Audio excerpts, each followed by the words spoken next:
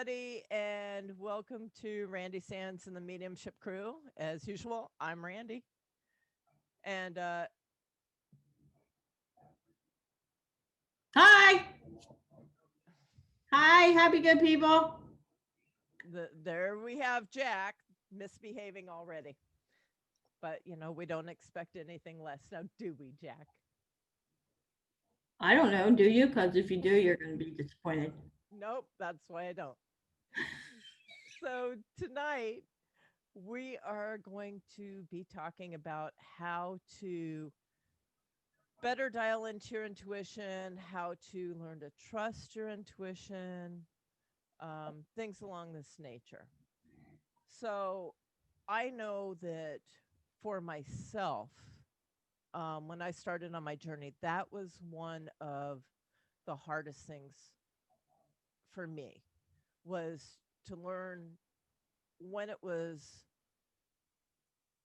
coming from spirit, when it was just a thought in my head, because I always wanted to think it was a thought in my head, and consequently I'd ignore it. And over time, I had to learn what that was like.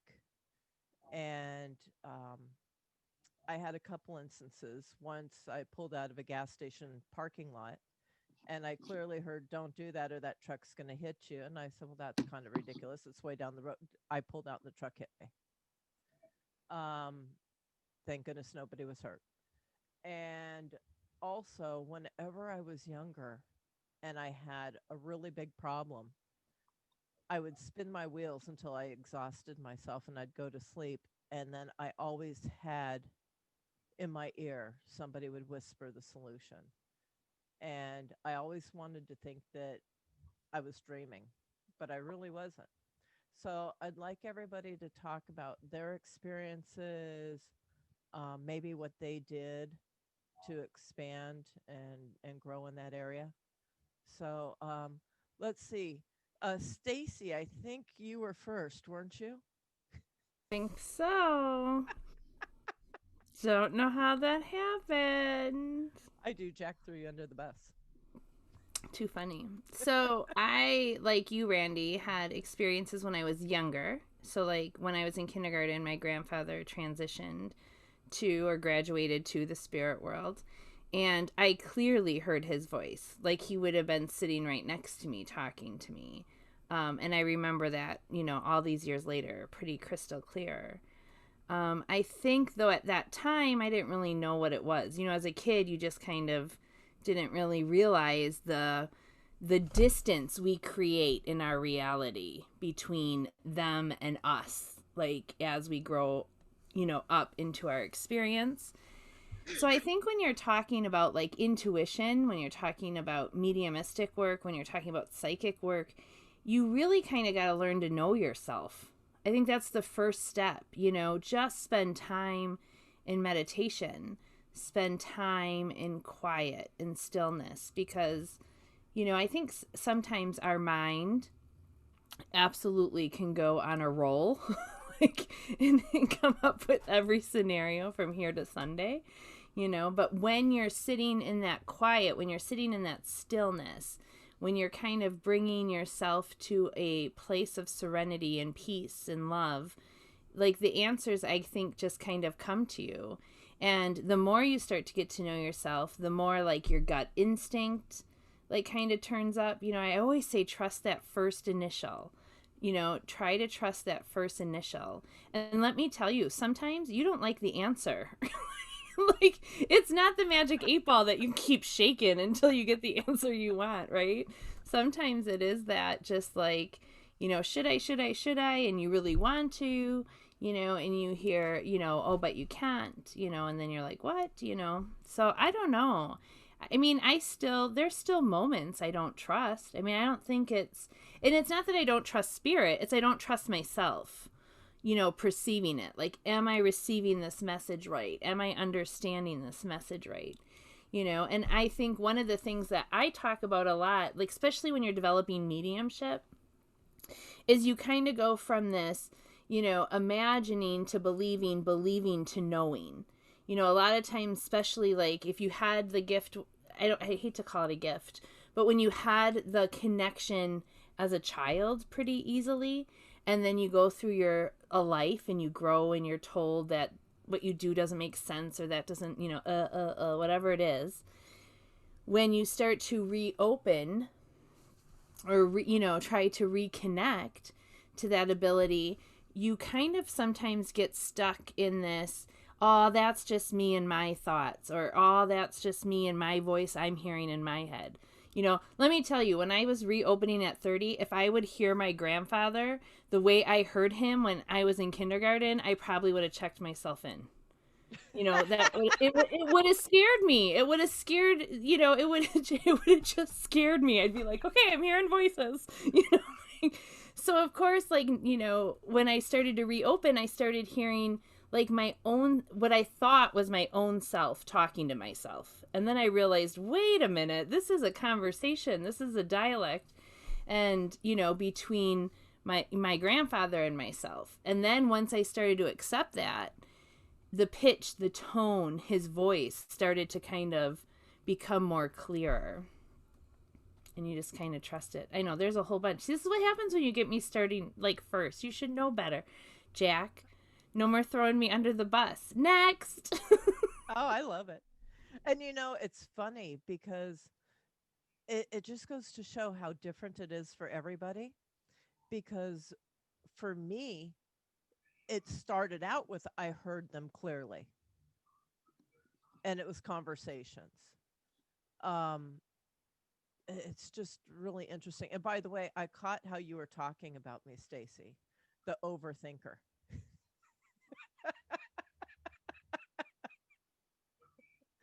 Oh, who would like to go next? Do I got to throw somebody else under the bus? I think you should throw yourself under. Me? I'm still getting used to mine. Well, you can talk about it. Well, I can, yes. I'm still getting used to mine, and mine does little things like I notice when I leave in the morning, I have I know one time I had mail or something, and I was like, oh, I should take that with me. I was like, no, I'll come back to the house later and get it anyway. I have to come back. Well, then I never made it back to the house, so I should have took it with me. So I find it in small stuff like that right now. But then there's other times my dad comes flying out of my mouth too. So. Well, that's a good thing. Well, And not small, really. small things. Maybe not so much. Don't take me there, because the literal mind is just like, I have things I could say that don't need to be said. It's not always a good thing. No, but the small things add up to the big things. Yeah. And that's why it's a good thing. Yeah, it makes me pay attention more when that kind of little stuff happens, so that I kind of get a feel for what it is, what it feels like. And I rely on them, because I will leave the house and there's been times I've left the house and I've gotten almost out of the community, come back for something, got almost out and come back for something. And 3 times, it's like, can't you guys just give me the whole list all at once? Can we do ourselves a little favor here? All at once would be good. Who else would like to talk about learning to trust your intuition? I had to do it early. I saw my great grandmother on my second story out the window at 2:00 in the morning when I was 10 years old. And because we come from a house that has some mental illness in the background, right? The minute I went running into the parents' room and telling them of my experience, I was immediately probably next to have an appointment at the psychiatrist. But so I just locked it up and started reading as many books as I could.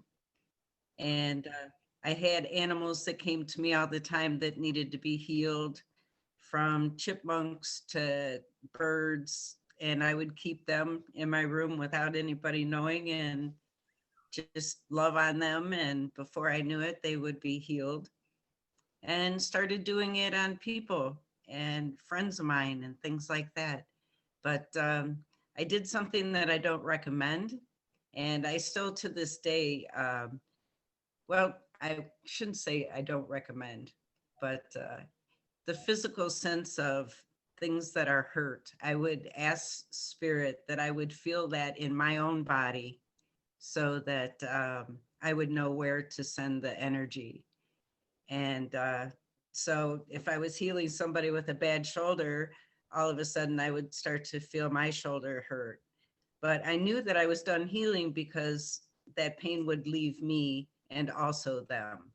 And so I had to learn how to trust what I got in healings when I was doing healings, but also because I always ask spirit to prove itself to me, um, I would go ahead and do, I don't know, just readings on buildings and things like this. And like you say, I would get those, my own thoughts going through my head, what I thought.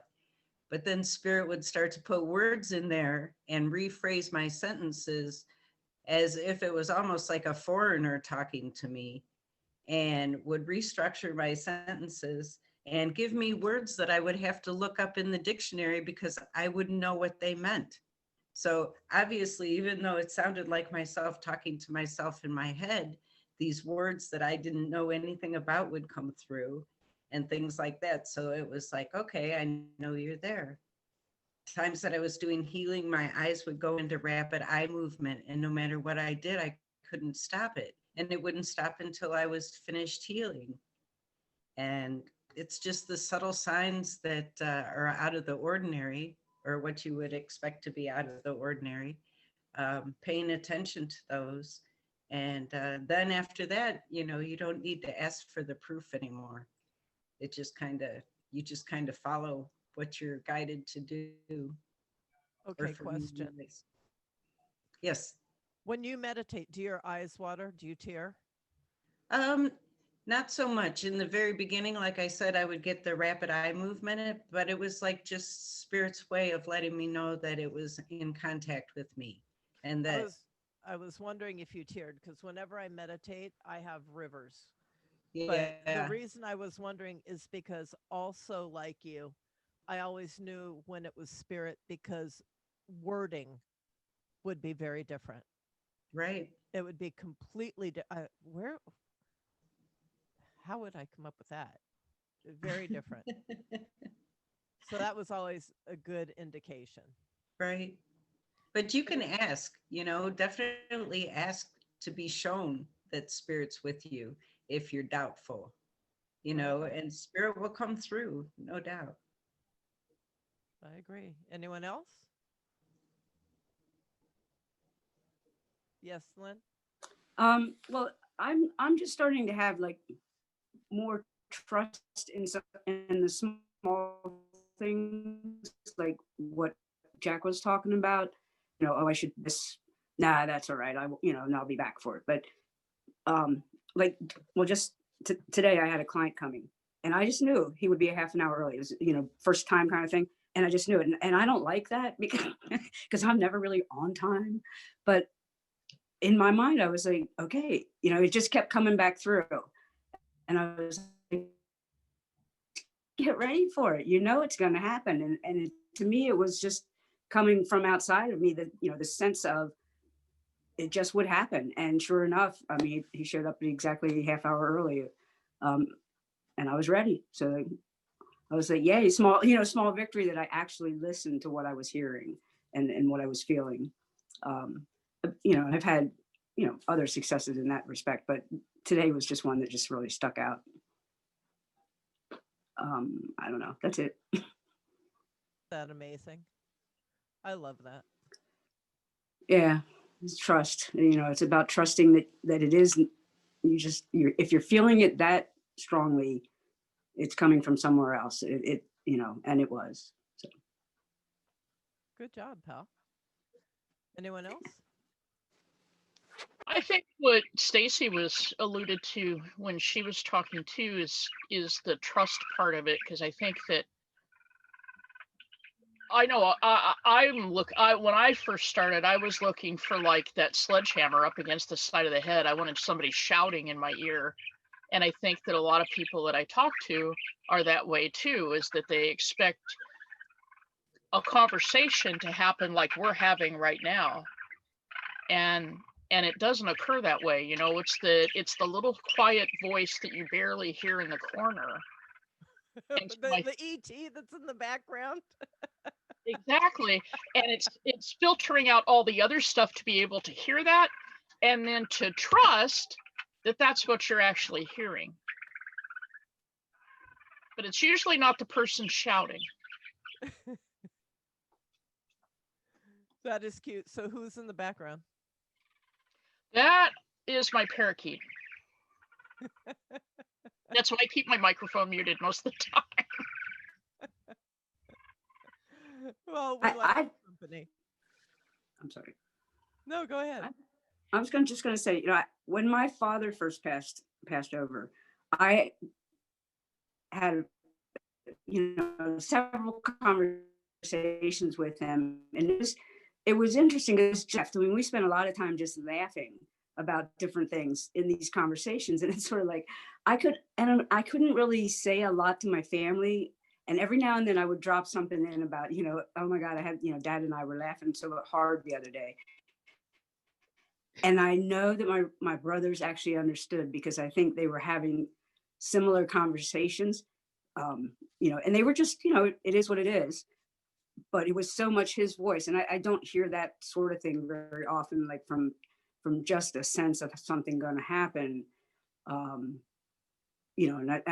I don't know, I guess one of the things I wanted to ask about tonight was, how do you get to the point where you can more clearly hear spirit or hear voices of spirit, as opposed to just having that sense of what they're trying to tell you?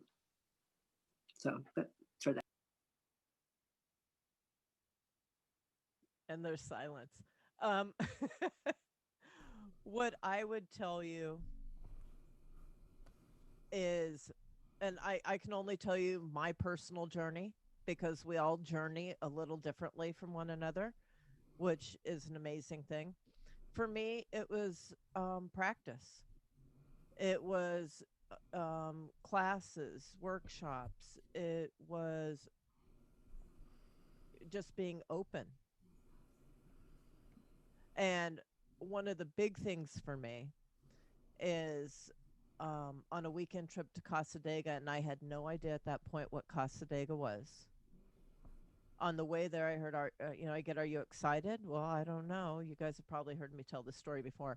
I don't know. I don't know where we're going. We're going to Casadega. Okay. I've never been there. You don't know what Casadega is? And I said, no. And when I found out, I said, well, I just want to know that I'm not crazy. And I'm telling you, 3 different times that weekend, 3 different people stopped me and said, they're talking to you. You're not crazy, right? Like if I had somewhere to run, I would have took off running like I had a lit rocket up my hiney, because it was just the exact wording, 3 different times, 3 different people, 3 different areas. And I learned to just start talking to them and welcome them to show up. And I'll tell you, for me, the best place was always when I was driving. I'd be driving down the street by myself, laughing or crying or whatever, all by myself. I really wasn't by myself, but anybody looking would have thought I was by myself. But that was always a great place for me. Anybody else? Well, I was just gonna say too, like I agree with you. Classes for one, and 2, you look at your overall, like, who are you? Like, who do you think you are? Like, in a serious way, most people will say I'm a spiritual being first, having a human experience. But we lived most of our lives in our human experience. So we have to, in a way, open up our soul senses, open up the true essence of who we are. And in those true essence, if we lead with our soul or our heart or whatever you want to say, you have the same senses physically as you do spiritually. We have a few extra spiritual ones, actually. We have 7 to 8 senses now. They're almost predicting an 8th sense. And you have to exercise them. We have spent so much of our lives living this human experience with our human senses that we kind of forget to use our soul senses, if that makes sense. There's a lot of senses going on in there, Lynn. I like the word sense, But, like with Tammy, like she said, I have to agree with her. If you need, ask spirit, we are not under control of them. They are not under control of us. We are co-creating and coexisting together in the same space. And it's just kind of relearning, exercising those muscles that our soul easily knows, right? But because of our upbringing or our experience, we have kind of been put into, well, wait a minute, we've been put into this box. Well, this is how you need to believe. But your soul knows that all of this is possible. So like Randi said, classes are great, exercises are great, and knowing that some people just aren't going to be able to hear it. We all have our strong points, like we're all individuals. And for some people, like clairvoyance, for me, this clear seeing is my strong suit, because I'm a visual person. I'm also a tactile person. I love touch. So, I like to feel. So I'm clairsentient and clairvoyant first. Clairaudient sometimes comes and sometimes doesn't, And so being kind to yourself while you're learning is probably right, is the key to all of this, right? Is being kind. Tammy, it looks like I'm going to be quiet now because I know your wheels are turning and you got some too.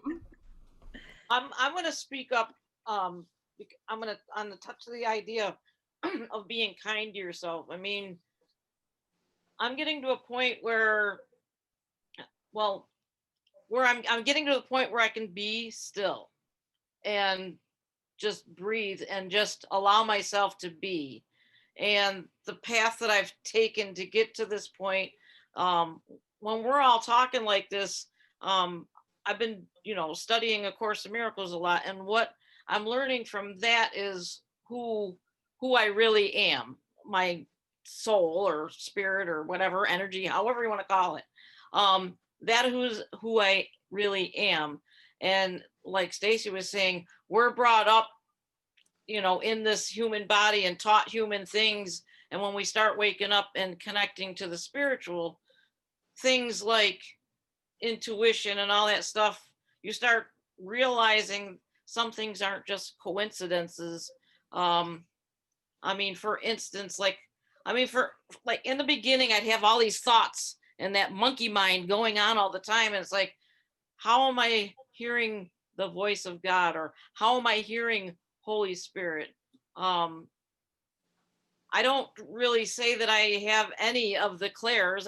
Obviously, if I do, they need to be developed. But there are times that I just know by a feeling physically that I'm near spirit or feeling spirit, but I don't know how to identify and connect and have conversation. And somebody else, I think Jen was saying, I want to hear clearly what they're saying. And I don't know, is it my thought or is it spirit thought, but just easing up and learning to be still. And the other day when I was doing my daily meditation and reading, I've got a daily meditation that's from the people that put out All Creatures.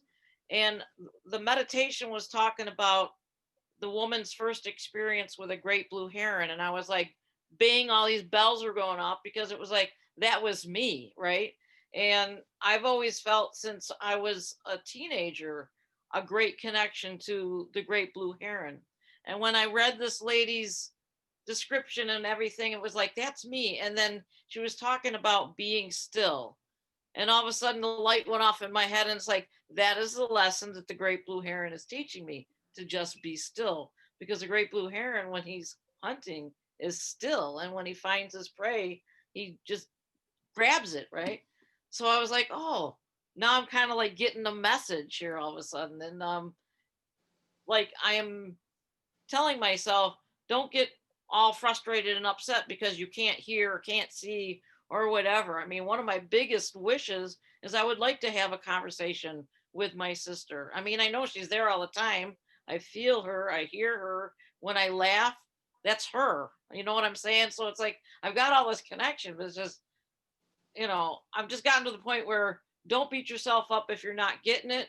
Just be and, enjoy the lessons and the things that are coming to you. And things are coming to me more often. And most of what comes to me is spirit in nature, spirit, animal, whatever it is.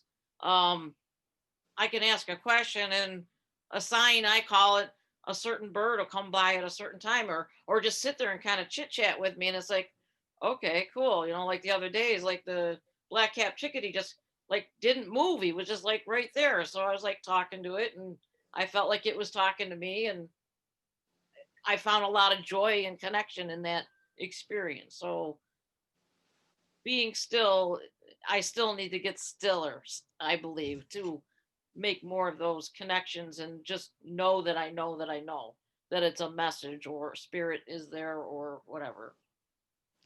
That's You it. guys talk amongst yourselves. For whatever reason, I got a message my battery's low, so I need to find out why. Okay. Yeah, I just wanted to say that for one of my favorite sayings is there's no coincidences, that there's only perfect little synchronicities. And it helps because I think so many times people want to all of a sudden explain things away. At first, their first instinct is, oh my gosh, that could have been a message. But then, oh no, it probably wasn't a message because da da da da da. And they make up all these excuses why it can't be. And I think the more that you believe, like Lynn says, in those little things that happen, the more that you pay attention to them, the more they make you pay attention to the next thing that happens. And Right. before you know it, it's becoming like a domino effect. And there's times that things will come to you rapidly. All of a sudden, you'll start knowing these things or feeling these things. And then all of a sudden, you get this drop off, and it's like, oh, all of a sudden you're just sitting with what you thought was you were moving ahead and gaining all this ground and everything. But then there's a lull. And I think you just have to sit back and reassess the whole situation, say, wow, that's where journaling, I think, comes in to be a great thing is, write down these little synchronicities that happen to you and go back and read them in a week. And the more you write them down, you may find that you're even getting more information than what you headed for in the first place, because your thing may be that you're an automatic writer. And if you start journaling things, all of a sudden these other thoughts start flowing. And before you know it, you're writing down pages and pages. I have journals up the yin yang because I've been doing it since the 80s. But when you go back and read them, most of the time you don't remember writing them in the first place. And it's so much showing you that spirit is so enthralled in helping you along this journey that if you can, journal some of your thoughts and go back and read them and then sit with them for a while, that these are the things that tend to make you more open, I think. And you're not always going to hear somebody talking out loud. If they can get the message to you without, trying to make a voice, if they can just use your thoughts to get something through, you may never hear that person's voice. Right. And I do feel it more. Yeah, like it's just there. Not. I guess I would kind of enjoy hearing the voices, right. Or seeing the people. I don't know how whether that just comes if you open up and you just trust, whether you get more of that, or the different types of experiences. I mean, I hear music all the time, and that's mostly annoying, but I also hear voices, but they're always in a different room from where I am when I'm hearing them. They're having conversations, but they don't speak loud enough. Right. Well, ask if you're hearing something and it's not loud enough, say, can you speak louder? I can't understand. Or can you give me another way to understand what you're trying to get across? I'm with you here, I'm connected, but for some reason, either my vibration's a little bit lower and yours is high, and we're not on that same level to where I can get the message. Is there something you can do to help? Yeah, And and I've asked them to come closer. Can you speak up? So yeah, I'll just keep working with that. right, because they're like a teacher, and they're trying to help you along, and ask just like you would a teacher if you don't understand something. Well, it You know? actually sounds like they're not talking to me. They're actually talking to themselves. There's two of them talking to each other. So Mhm. maybe I'm not supposed to hear it. That may be a whole different thing. Is that only in your house, or do you hear them other places too? No, just in the house. Okay. But I heard it in my last house too. I mean, and I think they were different people, Mm. but they weren't necessarily speaking to me. They were talking to each other, if that makes sense. And the music I would hear at the other house is very different than what I hear here. I had one room at the other house that was dedicated to jazz, and I don't like jazz, but I have to do laundry. So it's like, okay. Right? Wow. That's very cool. Yeah. But everybody's so different, you Yeah. just have to keep asking.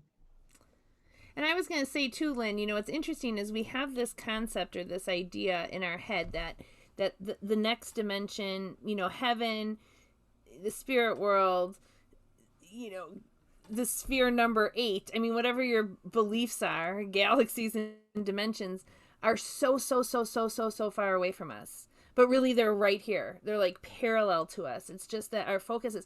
So what you could be doing is actually just, your hearing just could be extending to those other dimensions. Like Eve was talking about nature and birds. I mean, they do talk. Animals talk, period. Like, yeah. If we understand them, like, they don't like just be like, hey, Stacy, what's going on? Long time no see. I mean, maybe some of them do when you work on animal communication. I don't know, but, and we know the trees talk. We know that, the flowers talk. The flowers have a vibrational rate that, we can or cannot hear. It's like why dogs can hear dog whistles, right? So we know that there's all this.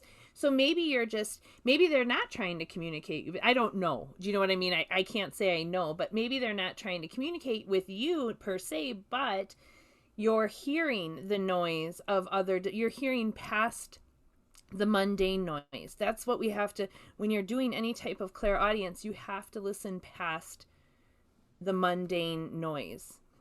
You listen, past it, and you're probably maybe just hearing that. That's right. what I Yeah. It just feels like, I mean, it's just, and I understand what you're saying about it being in that other dimension, but they are talking to the, it really feels like they're talking to her, not to me. Right. It's but like, and they're not trying to talk to me. They're just there doing their thing. Yep. Sharing space, right? What? You're sharing space. Their house is within your house, and you're just listening to your noisy neighbors. That's all. They better start paying rent, man. Exactly. Or at least give you some winning lottery numbers. Gee. There you go. It's funny you say that. I bought tickets today, and I never buy tickets. Well, good luck. I listened to that one. I was like, oh, good. We'll see. Well, we'll all take 5%. If it's the Mega Million, sure. Yeah, we're not greedy. Okay. So be happy to share. Thank you all for, and we'd appreciate the share. Thank you all for bearing with me. I just had to be a tech person, which I'm not. I'm the furthest thing from it, but it worked. Yeah. So thank you. I just want to can I just say in this whole. You cannot. Of course you can. I don't listen very well, Randy. You know that, right? I think I only do that out of courtesy, like just to give y'all a heads up. I'm gonna start on a spiel. But to a couple things, Tammy, when I was listening to you, that is so true. There will be times where you come to a plateau. There will. I mean, Randy. Everyone will admit. Tammy, all her years doing it. Randy, all her years. We are still students. I am still learning every single day. And I'm going to have days that I'm not going to trust nothing because of wherever I am at vibrationally, it would take the dancing pink unicorn with an elephant going down the road for me to even kind of believe in it, you know. It's like it would need to be that big, you know. And that's okay. That's the thing, like, and sometimes the plateau, I was told by my teacher, one of my teachers that I really follow, was that sometimes, you know, you might think you're prepared, but spirit is like still preparing you. So it will almost feel like a stagnant plateau, like, oh, I can't go anywhere, because spirit is still working on their end. Again, we are co-creating together. You know, we aren't at spirit's command. Spirit is not at our command. It's kind of more learning this co-creation. Because that just kind of reminded me, like, you know, don't try to keep fitting yourself. If you're a round peg, don't try to keep fitting yourself in a square hole. You know, look for another round hole, or screw the hole all together and just let your peg go anywhere. But, you know, like, that's that's kind of, anyways, I was thinking of that because I was just thinking somebody's gonna, like, you know, after this be watching this on YouTube and going, I am stuck. We are never stuck. We still are moving. It's probably just a flat surface, so you don't feel like you're moving so hard. You know, like Jack said in the beginning, it's the small things. All those small things add up. The more you start recognizing them, that was my second point. Recognize them. When you're like, oh yeah, shit, I should have brought the mail. Ooh, did I say that out? Well, whatever. Censor that out. Beep that out. No, we're not. But, you know, like, oh, I should have brought the mail, or oh, I should have just not got into the car right that minute. I should have taken 5 more minutes. You know, recognize it, because just that recognizing it is bringing in awareness that you're starting to trust it. And all those little things then add up, and that's how you build the trust. And your trust will be shaken. Just know that. Your trust will be shaken more because of you, not because of spirit.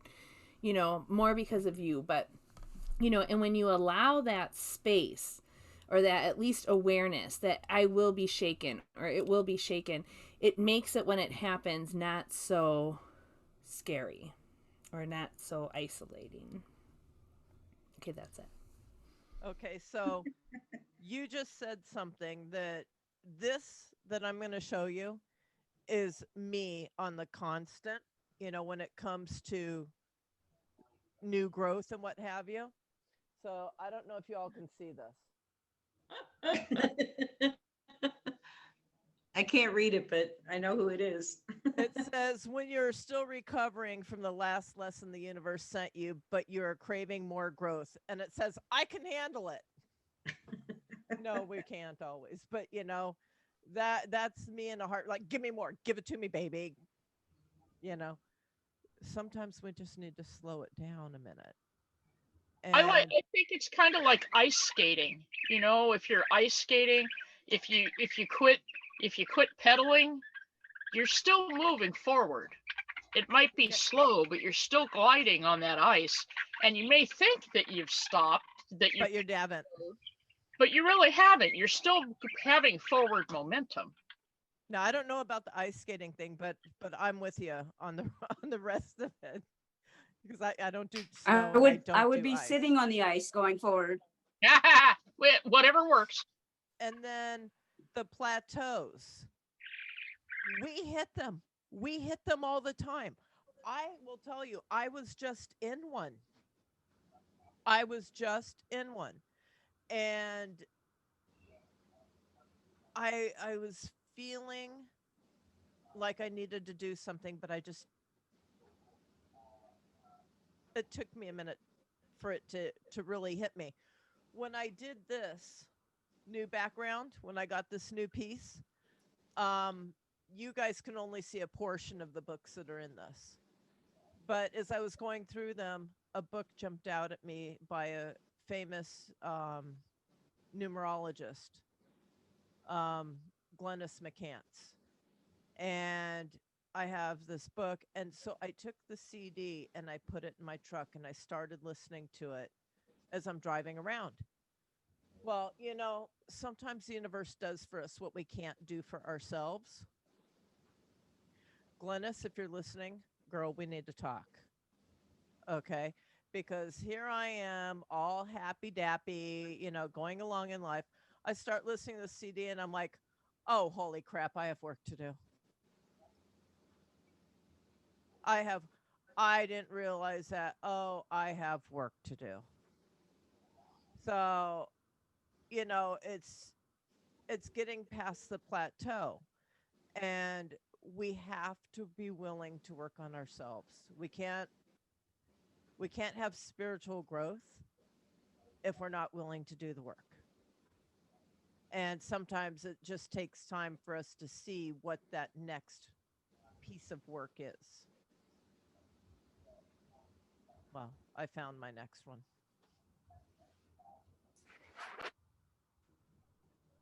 Yeah.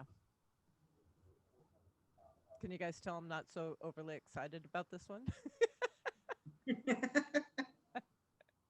No, I actually am. I actually am. I'm joking.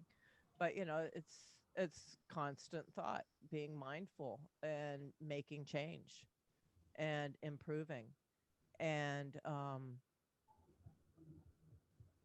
yeah, and with that comes spiritual growth, and with the spiritual growth comes elevation in our connection. So it's all hand in hand for me. That's all I got. I'm going to be Stacy. That's all I got. I got nothing. Anyone else? I'm still in the beginning stages, like Eve and Jack and Lynn. I have little moments, but I've been taught by someone that I have to just be patient and just let it go. And I find myself like when I want to clean my house, I watch that show Hoarders because then I want to clean more. So that's just my way. I mean, I watch a couple episodes and I'm like horrified, and then I clean my house. I mean, that's just the way I am. So, in that being said, when I'm learning to be quiet like Eve is, and I'm learning it more and more. And it's starting to kind of kick in. So I'm enjoying it. Let's see. I wonder who that somebody could have been. Well, I'm looking right at her. Well, you're looking at a whole lot of us. It wasn't Yeah. me. It Yeah. wasn't me. But I mean, with that being said, I mean, I've only been aware of things since March of when everything all started in the world. So it's just coming slow, and I'm excited about it. Woohoo. Yep. It's an amazing journey. Mhm. You go down a rabbit hole, and I tell people once you go down it, there's no coming back up. But you know what? It is such an amazing journey. I would never have wanted to come back up. Even in the most trying moments, I would not have traded it for anything in the world. I don't know if anybody else would say the same thing, but that's what I can tell you. Anyone else have anything they want to say before we close out? Now's the time, or forever hold your peace. We're going to be like a wedding here. No? All right, then we're going to sign off because we have another thing to do right after this within a few minutes. So it'll give everybody time to do what they need to do and be ready. And thank you all for joining us. I know I appreciate it. We like to do these, Jack. I'm speaking for us, so if you want to chime in. I know I like doing these not just to get spiritual content out for you guys, but you know what? It keeps everything fresh for let me not speak for Jack, for me as well. It's always constant reminders of things, hearing other people's perspectives triggers new things. So I really enjoy this, and I want to thank you guys for watching and giving us the opportunity.